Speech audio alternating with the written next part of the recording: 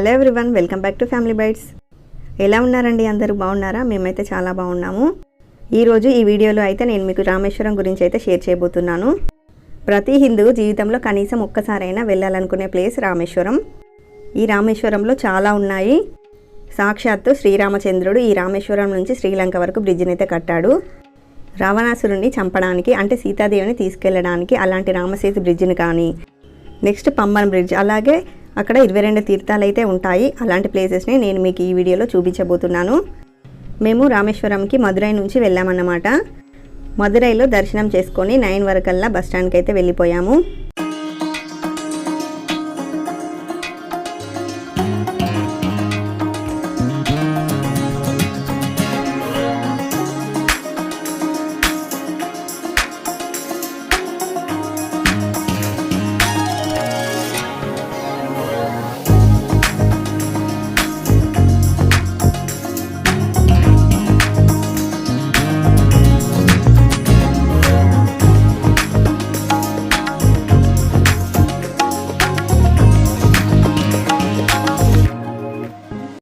మనం రామేశ్వరం వెళ్ళాలంటే 2 విధాలుగా అయితే వెళ్ళొచ్చు. ఒకటి బస్సులో వెళ్ళొచ్చు, లేదంటే ట్రైన్లో కూడా వెళ్ళొచ్చు. మేమైతే ట్రైన్లో కాకుండా బస్సులో అయితే వెళ్ళామన్నమాట. మనకి మదురై నుంచి రామేశ్వరానికి బస్సులో అయితే 3.5 to 4 hours జర్నీ అయితే పడుతుందన్నమాట. మీరు కానీ ఒకవేళ రామేశ్వరం వెళ్ళాలనుకుంటే మీరు వెళ్ళే ట్రైన్ అనేది రామేశ్వరంలో మార్నింగ్ వెళ్ళేటట్టుగా ప్లాన్ చేసుకోండి. ఎందుకంటే రామేశ్వరం ముందు మనకి పంబన్ బ్రిడ్జ్ అనేది ఒక రైల్వే బ్రిడ్జ్ అనేది వస్తుంది. ఇలాంటి బ్రిడ్జ్ మన ఇండియాలోనే మరెక్కడా లేదన్నమాట. చూడడానికి చాలా బాగుంటుంది. ఈ బ్రిడ్జ్ అనేది సముద్రంలో ఉంటుంది కాబట్టి మార్నింగ్ వెళ్ళారంటే ఈ బ్రిడ్జ్ని అయితే చూడొచ్చు. మనకి రామేశ్వరంలో స్పెషల్ అంటే ఈ పంబన్ బ్రిడ్జ్ అన్నమాట. చూడండి, ఇక్కడ నుండి అయితే మనకి బీచ్ అనేది స్టార్ట్ అవుతుంది. ఇంకాస్త ముందుకెళ్తే మనకి పంబన్ బ్రిడ్జ్ అనేది లెఫ్ట్ సైడ్లో వస్తుందన్నమాట. చూడడానికి వ్యూ అయితే చాలా బాగుంటుందండి. 2 వైపులా సముద్రం, మధ్యలో రోడ్డు, చాలా బాగుంది.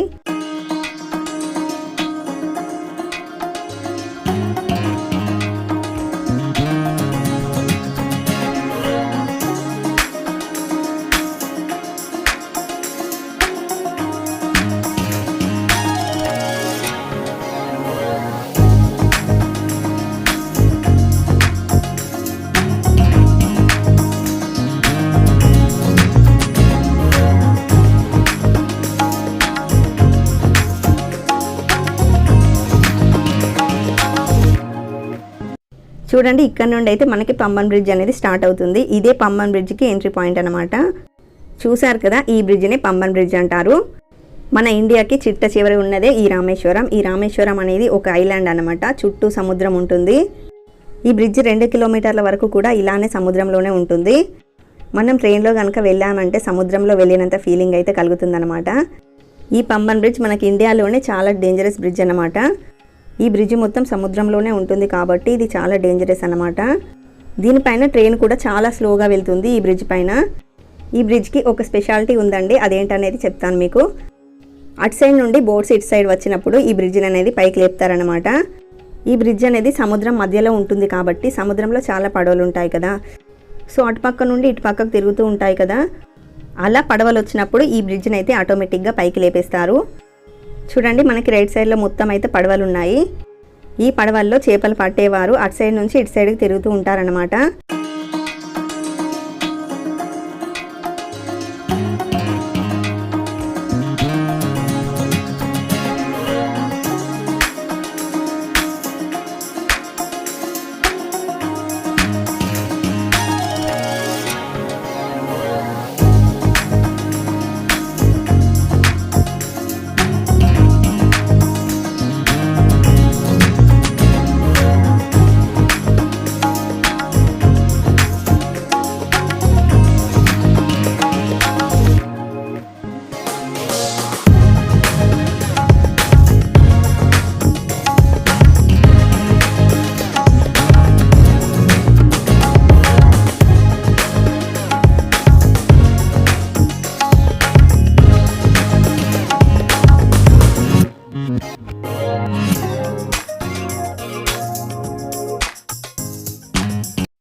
చూస్తున్నారు కదా, ఇదే పంబన్ బ్రిడ్జ్ అన్నమాట.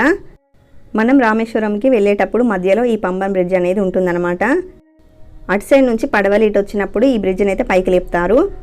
పడవలు వెళ్ళిపోయాక మళ్ళీ నార్మల్గా పెడతారనమాట. ఈ బ్రిడ్జ్ అనేది ఒక ఆటోమేటిక్ బ్రిడ్జ్ అన్నమాట. ఎప్పుడు కావాలంటే అప్పుడు పైకి లేపుతారు, ఎప్పుడు కావాలంటే అప్పుడు నార్మల్గా అయితే పెడతారు. మీకు కొన్ని ఇమేజెస్ని చూపిస్తున్నాను చూడండి. ఇలా అయితే ఉంటుంది. మనకి ఈ సేమ్ మోడల్లోనే మళ్ళీ కొత్త బ్రిడ్జ్ అయితే కడుతున్నారు. సేమ్ మనకి పాత బ్రిడ్జి ఎలా అయితే ఉందో అలాగే కొత్త బ్రిడ్జిని కూడా కడుతున్నారు. చూసారు కదా పంబన్ బ్రిడ్జిని ఎలా ఉందో, చాలా అద్భుతంగా అయితే ఉంది కదా. ఇలాంటి బ్రిడ్జిని అయితే నేనైతే ఇప్పటివరకు చూడలేదు, ఇదే ఫస్ట్ టైం. మనం ట్రైన్లో వెళ్ళామంటే ఇంకా అద్భుతంగా ఉంటుంది.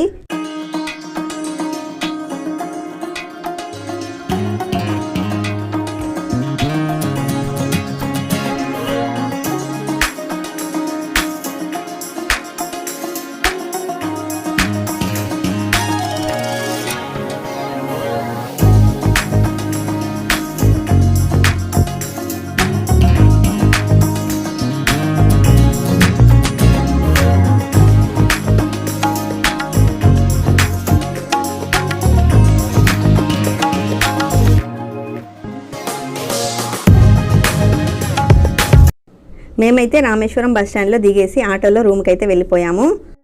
రూమ్కి వెళ్ళేసి ఫ్రెష్ అప్ అయ్యి కొంచెం తినేసి మళ్ళీ ధనుష్కోటికి అయితే స్టార్ట్ అయిపోయామన్నమాట. మనకి ఈ రామేశ్వరంలో ఒక అద్భుతమే రామసేతు. మేము ఆటోలో అయితే రామసేతు దగ్గరికి చూడడానికి అయితే వెళ్తున్నాము. ఈ రామసేతు అనేది రామేశ్వరం నుంచి దాదాపుగా 20 కిలోమీటర్ల దూరంలో ధనుష్కోటి అనే ప్లేస్ నుంచి శ్రీలంకకి అయితే ఈ బ్రిడ్జ్ని అయితే రాముడు అయితే కట్టడం జరిగిందనమాట. 1960 సంవత్సరంలో ఈ ధనుష్కోటి ఒక పెద్ద సునామీ వచ్చి మొత్తం అయితే కొట్టుకుపోయింది. మనం కొంచెం ముందుకు వెళ్ళామంటే మనకు విలేజ్ అయితే కనిపిస్తుంది, చూద్దాము.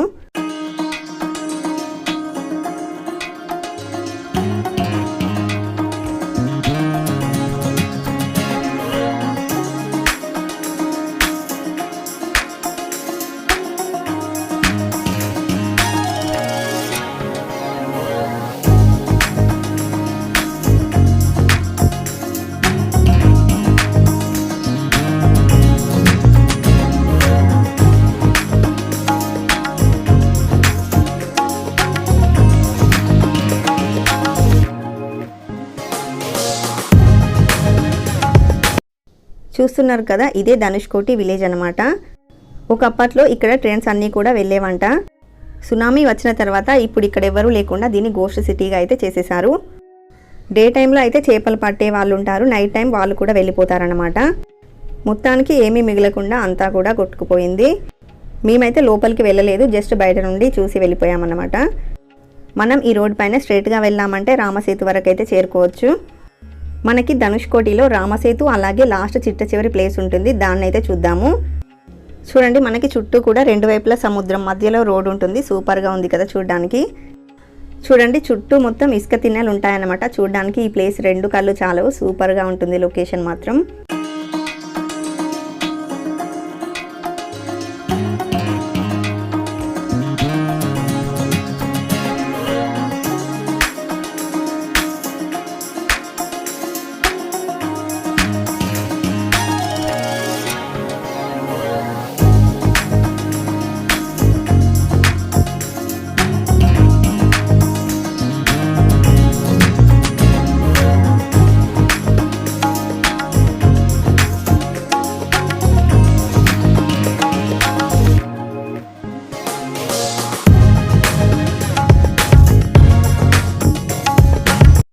మనం దగ్గర వరకు అయితే వచ్చేసాము. ఇక్కడే వెహికల్స్ని పార్క్ చేసి నడుచుకుంటూ లోపలికైతే వెళ్ళాలి. చూడండి, మనకి ఒక సైడ్ ఇండియన్ ఓషన్ ఉంటుంది, అలాగే మరొక పక్క బే ఆఫ్ బెంగాల్ ఉంటుంది. ఇంకాస్త ముందుకెళ్తే మనకు వ్యూ అనేది చాలా బాగుంటుంది, చూద్దాం రండి.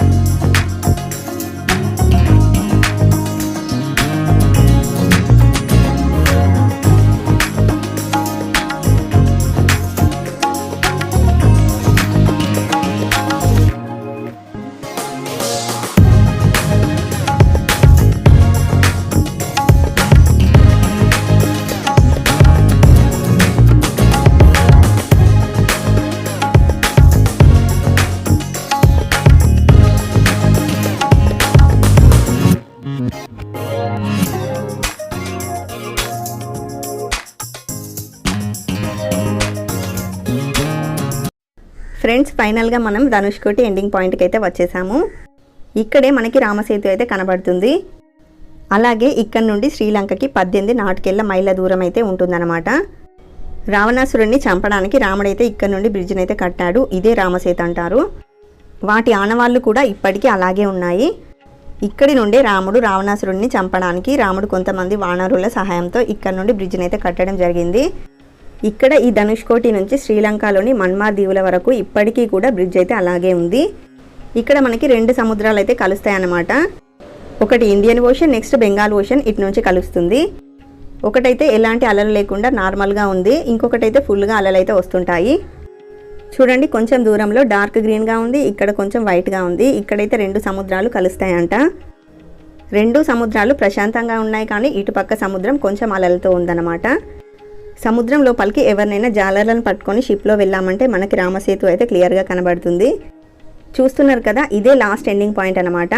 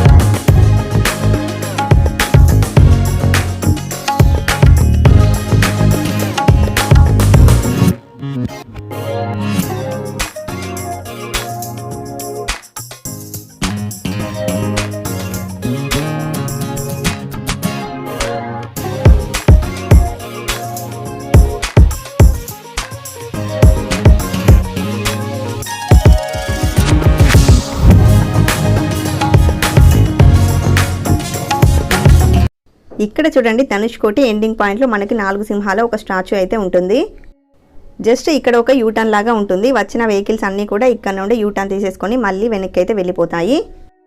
ఇదే ఇండియాలో లాస్ట్ చిట్ట చివరి పాయింట్, ఎండింగ్ పాయింట్ అన్నమాట.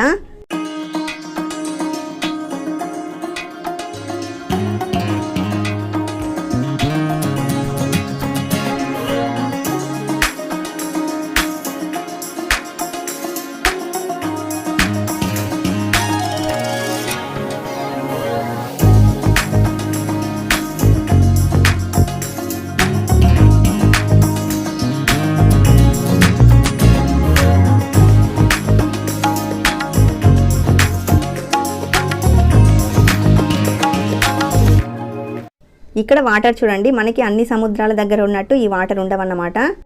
చాలా క్లియర్గా వైట్గా ఉన్నాయి.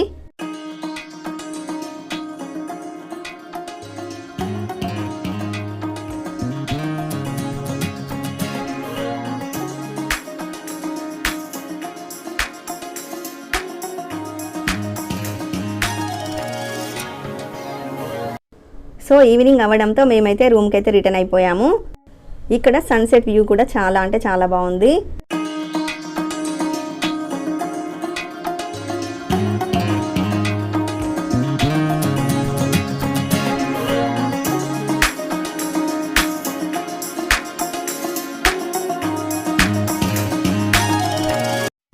సో మేము రూమ్కి వెళ్ళేసి నెక్స్ట్ డే మార్నింగ్కి గుడికి వెళ్ళడానికి రెడీ అవుతున్నాము. మనం దర్శనం వెళ్ళాలంటే ముందే అగ్నితీర్థం అనేసి ఉంటుంది సముద్రం, అందులో స్నానం చేయాలి. స్నానం చేశాక మనం 22 బావుల్లో స్నానం అయితే చేయాలి. దానికి టికెట్ 25 రూపీస్ అయితే ఉంటుంది. ఒక్కో బావి దగ్గరికి వెళ్ళామంటే వాళ్ళే తలపైన నీళ్ళు పోస్తారు. రామేశ్వరంకి వచ్చిన ప్రతి ఒక్కరూ కూడా టెంపుల్ లోపలికి వెళ్లే ముందు ఇక్కడ సముద్రంలో స్నానం చేయాలి, అగ్నితీర్థం అంటారు. ఇప్పుడు మేము అక్కడికే వెళ్తున్నాము అగ్నితీర్థంలో స్నానం చేయడానికి. ఈ రామేశ్వరంలో ప్రతిరోజు ఉదయం స్ఫటికలింగ దర్శనం అయితే ఉంటుంది. ఉదయం 4 గంటల నుంచి 5 గంటల వరకు ఈ స్ఫటికలింగ దర్శనం ఉంటుంది. దీనికి మీరు స్నానం చేయకుండా కూడా వెళ్ళొచ్చు. ఈ దర్శనానికి వెళ్లే ముందు మనకి ఈ టెంపుల్ ముందు సముద్రం ఉంటుంది. దీన్ని వచ్చేసి అగ్నితీర్థం అంటారు. ఈ తీర్థంలో స్నానం చేసిన తర్వాత తడి బట్టలతోనే టెంపుల్ లోపల 22 తీర్థాలు ఉంటాయి. దానికి 50 రూపీస్ ఛార్జ్ అయితే ఉంటుంది. ఈ టికెట్ తీసుకొని 22 తీర్థాల్లో స్నానం అయితే చేయాలి. అయితే ఈ తీర్థాల్లో స్నానం చేయడానికి వెళ్ళే ముందు మీరు ఒక జత బట్టలు అయితే తీసుకెళ్లాల్సి ఉంటుంది. మనకి టెంపుల్ లోపల డ్రెస్ చేంజ్ చేసుకోవడానికి రూమ్స్ అయితే అందుబాటులో ఉంటాయి. తడి బట్టలతో అయితే టెంపుల్లోకి అయితే అలో చేయరు. డ్రెస్ చేంజ్ చేసుకొని అక్కడే లాకర్స్ ఉంటాయి, అందులో పెట్టేసి దర్శనానికి అయితే వెళ్ళాలి. చూడండి మనకి ఇక్కడ టెంపుల్ కనిపిస్తుంది కదా, ఇక్కడ నుండి లోపలికి వెళ్ళామంటే మనకి అగ్ని తీర్థం అయితే ఉంటుంది. మొత్తం రామేశ్వరంలో మనకి 64 తీర్థాలు అయితే ఉంటాయి. వీటన్నింటిలో ముఖ్యమైనవి 24 తీర్థాలు. వీటన్నింటికెల్లా పవిత్రమైన తీర్థం ఈ అగ్ని తీర్థం అన్నమాట. శ్రీరాముడు రావణాసురుణ్ణి సంహరించిన తర్వాత పాప పరిహారం కోసం ఇక్కడ ఉన్నటువంటి టెంపుల్లో రామనాథ స్వామి లింగాన్ని అయితే ప్రతిష్ఠించడం అయితే జరిగింది. ఆ లింగాన్ని ప్రతిష్ఠించే ముందు రాముల వారు ఇక్కడ ఉన్నటువంటి అగ్ని తీర్థంలో స్నానం ఆచరించారు. అందుకే ఈ తీర్థాన్ని చాలా పవిత్రమైన తీర్థంగా ఇక్కడ వాళ్ళు భావిస్తారన్నమాట. మనం టెంపుల్లో దర్శనానికి వెళ్ళే ముందు ఇక్కడి అగ్ని తీర్థంలో స్నానం చేసి అయితే లోపలికి వెళ్ళాలి. ఇప్పుడు మేము అగ్ని తీర్థంలో స్నానం చేయడానికి అయితే వెళ్తున్నాము. చూడండి మనకి అక్కడ కనిపిస్తూ ఉన్నాయి కదా, అవే అగ్ని తీర్థం ద్వారాలన్నమాట.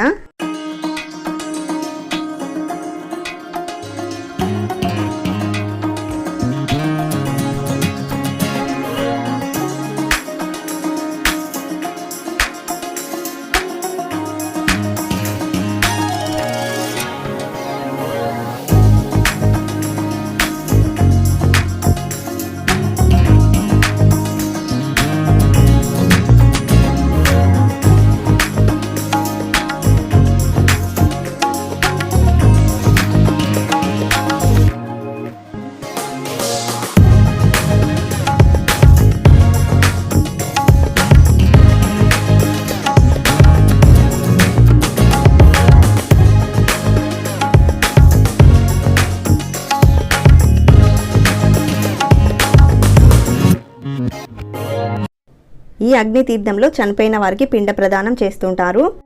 చూడండి ఇక్కడ అందరూ పిండాలు పెడుతున్నారు. ఇక్కడికి మీరు ఏమీ తీసుకురావాల్సిన అవసరం లేదన్నమాట. ఒకవేళ మీరు పిండాలు పెట్టాలనుకుంటే అన్నీ కూడా వాళ్ళే చూసుకుంటారు. దానికోసం 1000 నుంచి 1500 వరకు అయితే ఛార్జ్ అయితే చేస్తారు. ఇలా పిండ ప్రదానం చేసి ఈ అగ్ని తీర్థంలో కలిపేస్తూ ఉంటారు. ఇక్కడ చూడండి సముద్రం అయితే చాలా ప్రశాంతంగా ఉంది.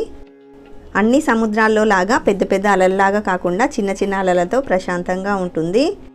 సో ఇప్పుడు మేమైతే అగ్ని తీర్థంలో స్నానం చేయడానికి లోపలికైతే వెళ్తున్నాం. ఈ అగ్ని తీర్థంలో స్నానం చేశాక 22 బావుల్లో స్నానం చేయడానికైతే వెళ్ళాలి. సో ఫ్రెండ్స్ ఇప్పుడు మనం రామేశ్వరంలో ఉన్నటువంటి రామనాథ ఆలయం గురించి అయితే తెలుసుకుందాము. ఈ రామనాథ స్వామి ఆలయం 12 జ్యోతిర్లింగాలైనటువంటి 12 జ్యోతిర్లింగాలలో ఒకటి. మిగతా 11 జ్యోతిర్లింగాలు ఒక ఎత్తు అయితే ఈ రామనాథ స్వామి జ్యోతిర్లింగం చాలా ప్రత్యేకం అన్నమాట. బ్రాహ్మణుడైనటువంటి రావణాసురుణ్ణి రాములవారు సంహరించిన తర్వాత తన పాప పరిహార్థం కోసం రాములవారు 3 శివలింగాలను అయితే ప్రతిష్ఠించారు. అందులో 2 శివలింగాలు శ్రీలంకలో అయితే ఉన్నాయి. 3వ శివలింగం ఈ రామనాథ స్వామి జ్యోతిర్లింగం అన్నమాట.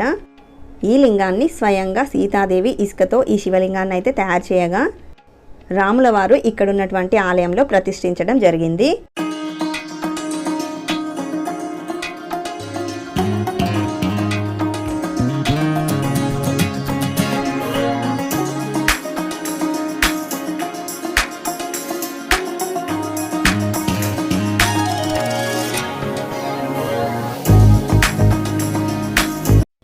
సో ఫ్రెండ్స్ ఇప్పుడు మేము 22 అగ్ని తీర్థాల్లో స్నానం చేయడానికి లోపలికైతే వెళ్తున్నాము.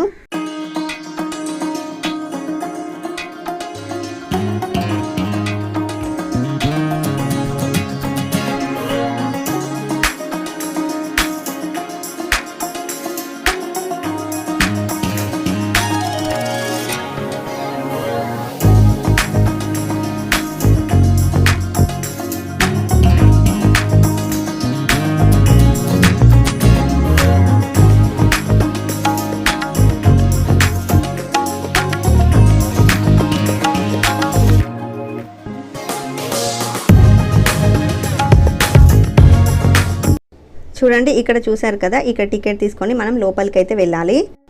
ఇలా ఒక్కో బావి దగ్గరికి వెళ్ళాక మన తలపైన నీళ్ళైతే పోస్తారు. దీంతో మనకి 22 తీర్థాల స్నానం అయితే అయిపోతుంది. చూడండి మనకి టెంపుల్లోకి ఎంటర్ అయ్యాక మొత్తం కూడా ఒకేలాగా ఉంటుందన్నమాట. ఈ కారిడార్ అంతా కూడా ఇది వరల్డ్లోనే లాంగెస్ట్ కారిడార్ అన్నమాట. మనకి ఆలయం లోపలికి కెమెరాస్ అయితే అలో లేదు. మేము దర్శనానికి లోపలికైతే వెళ్తున్నాము.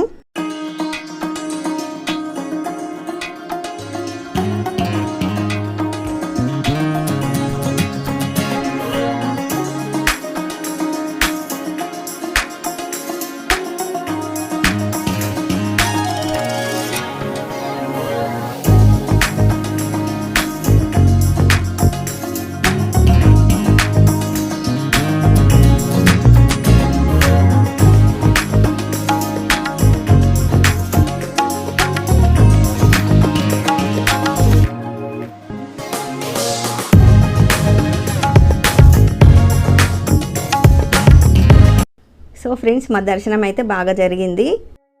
ఇక టెంపుల్ నుండి బయటకైతే వచ్చేస్తున్నాము. చూడడానికైతే చాలా బాగుంది. లోపల టెంపుల్ మొత్తం కూడా ఒకేలాగా ఉంది.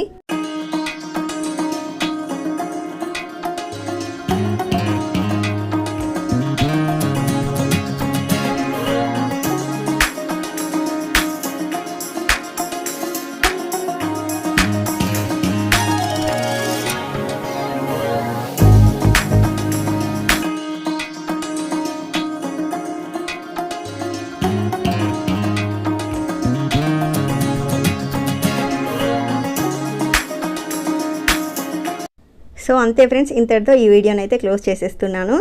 ఈ వీడియో మీకు నచ్చిందని అనుకుంటున్నాను. ఈ వీడియో నచ్చితే లైక్ చేయండి. మరిన్ని వీడియోస్ కోసం ఛానల్ని సబ్స్క్రైబ్ చేసుకోండి. Thank you for watching.